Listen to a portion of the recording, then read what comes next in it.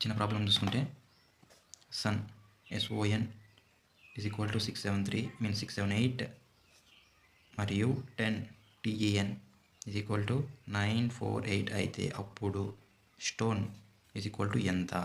A is equal to 69797, B is equal to 69784, C is equal to 68784, D is equal to 69764.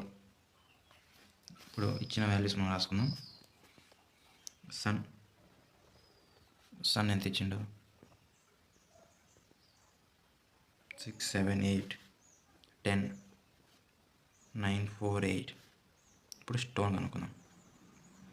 ఇక్కడ స్టోన్లో సన్లో yes అంటే 6, okay, tea 10లో tea అంటే 9, ఓ అంటే 7, ఎన్ అంటే 8, ఈ అంటే 4.